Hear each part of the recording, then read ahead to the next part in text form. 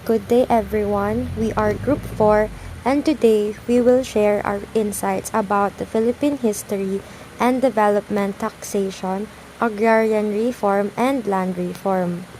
Before we begin, I would like to introduce our group members, starting with myself, Dulay Caitlin Kirsten, Mr. Gomez Justin Gabriel, Mr. Jimenez Jamlek Nino Joshua, Ms. Lakdang Shinrin Kim, Mr. Moldogo Benedict, Mr. Padua Giancarlo Angelo, Ms. Palanca Marie Chinica, Mr. Roque JM, and Mr. Tago Vincent Van. So the development of the Philippines has been significantly influenced by taxation, agrarian reform, and land reform. And these systems have shaped the country's political, economic, and social structures over time. They serve as important tools of governance and are closely linked to efforts to reduce the inequality and, of course, promote social justice.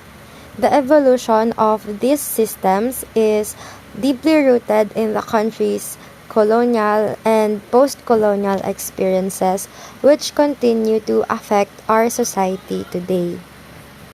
In the pre-colonial period, taxation was informal and community-based.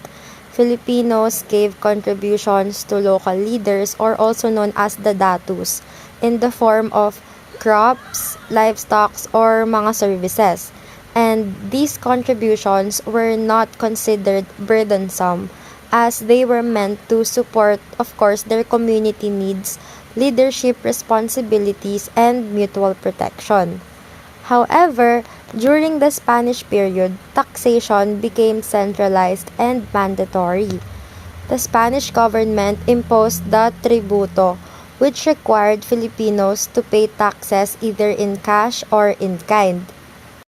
So, in addition, the Polo e-Servicio system obligated Filipino men na mag-provide ng forced labor for a certain number of days each year for public projects such as roads, churches, and ships.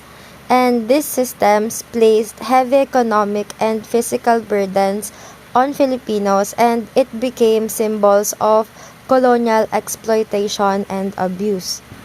So during the American period, a more organized and modern taxation system was introduced in the Philippines. Now, the establishment of the Bureau of International Revenue, or yung BIR, it improved the administration and collection ng mga taxes, and this also laid the foundation of our country's current tax system. After independence, the Philippine government, they continued to develop taxation through income and consumption taxes. So, the income tax, it is imposed on the earnings of individuals and businesses and is based on the ability of taxpayers to pay, which is why it is a major source of government revenue.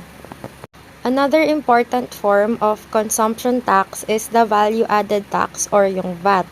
So, VAT is added to the price of goods and services at each stage of production and distribution. So, yung VAT, ito yung usually na nakikita natin sa mga official receipts when nagpa-purchase tayo sa groceries, kumakain sa restaurants, or kapag nagbabayad tayo ng mga hotel services, transportation, utilities, and other services. In recent years, the Train Law, or tax reform for acceleration and inclusion, was enacted. This law lowered personal income taxes for most workers while increasing taxes on certain products.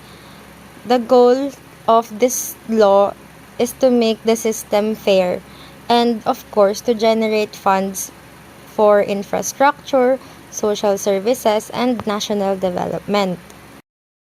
Our country faces taxation issues, which dates back from the Spanish time up until the modern times.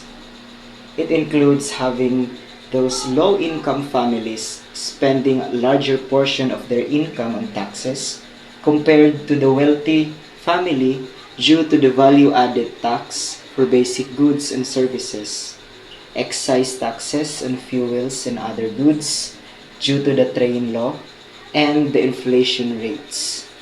One of the factors that makes our taxation in the country not good is due to the tax evasion. Tax evasion includes underreporting income, smuggling, illegal trade, which increases the tax burden for honest taxpayers. Another one is the misuse and inefficient use of tax due to corruption of government officials, ghost projects of contractors in collaboration with government officials, and lack of transparency in government spending. So these issues result to low public trust in the tax system in the Philippines. National taxation versus international taxation. The Philippines reflects the challenges of a developing economy, such as evasion and corruption, while the international taxation focuses on globalization, multinational corporations, and digital trade. Improving fairness, transparency, and enforcement would help the Philippines align more closely with effective global tax systems. Agrarian reform and historical background.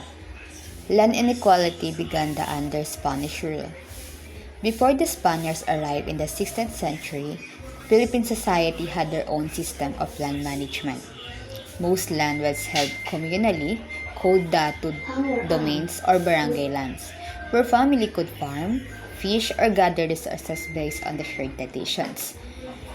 That there was no concept of private ownership as we know it now. But when the Spanish took control, they imposed a European-style land system centered on a private property rights, but only for the colonizers. The Spanish crown claimed all land in the Philippines as its own, then granted large parcels to royal subjects like military officials and religious orders. Over time, this created a start between a small group of powerful landowners controlled nearly all the arrival land, while the majority of Filipinos who had farmed this land for centuries were left with no legal claim. Encomenda and friar land displaced farmers. The encomenda was initially designed as a labor system.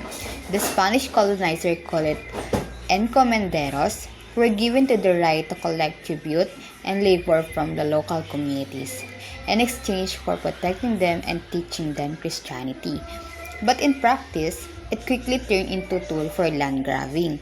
Many encomenderos used their power to seize fertile land, forcing community to either work for them or leave.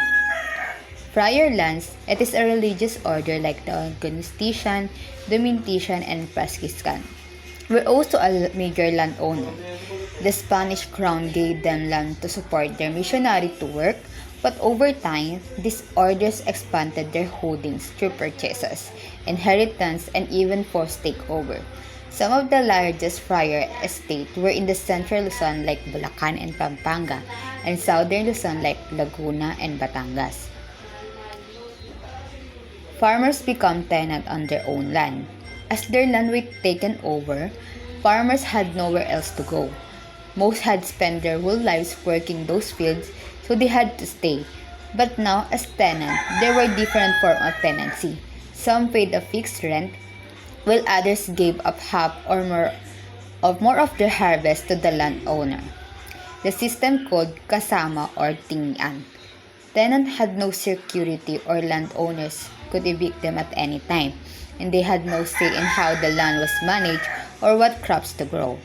Many felt in debt because of high rents, unfair pricing, and natural disasters. A cycle that trapped generation in poverty. They were working on land that once their own, but they had no rights to it, no access or credit or modern farming tools, and little hope of improving their lives. To sum up it up, Spanish colonization didn't just change our government or religion. It rewrote the rules of land ownership, creating a system that favored the few and left millions of farmers behind. This historical background is why agrarian reform has been one of the most important and debated issues in the Philippine politics ever since.